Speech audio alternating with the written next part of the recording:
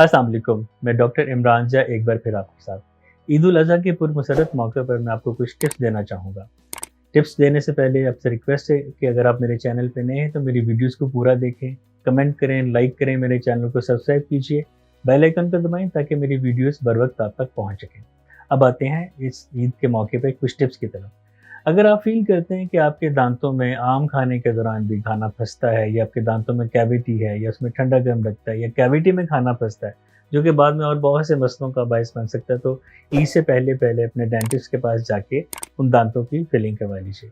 अब आते हैं ईद के दिनों की बात। चूँकि ये बहुत खुशी का मौका होता है और सब लोग इकट्ठे हुए होते हैं, रंगारंग खाने बनते हैं, मुख्तलिफ़ किस्म की दावतें बनती हैं, तो उसमें बंदे का दिल चाहता है कि वो जी भर के खाना खाए और ये तभी मुमकिन होगा जब आपके दाँत सेहतमंद होंगे।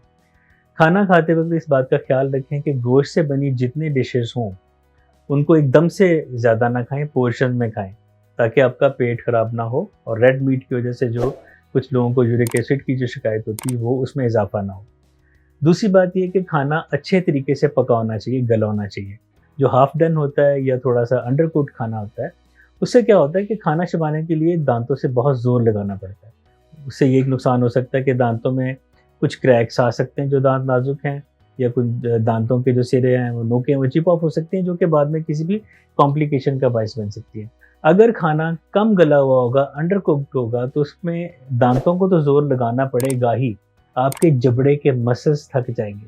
आपको फिर ईद के बाद ये हो सकता है कि आपको या ईद के दिनों के दौरान ही जबड़ा खोलने में या बंद करने में मुश्किल का सामना करना पड़े, दर्द हो। तो इसलिए खाना ऐसा पकवाएँ जिसमें आपके जबड़ों को ज़्यादा मेहनत ना करनी पड़े।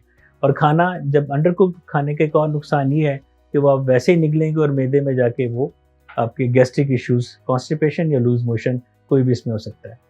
तीसरी बात जो सबसे ज़रूरी है कि किसी प्रोफ़ेशनल बुचर से या कसाई से अपने जानवर का गोश्त बनवाएँ। जो नॉन प्रोफ़ेशनल्स होते हैं, वो क्या करते हैं कि वो ज़ोर-ज़ोर से जब गोश्त को काटते हैं गैर पेशा वाराना तरीके से, तो हड्डियों का चूरा भी उसमें आ जाता है।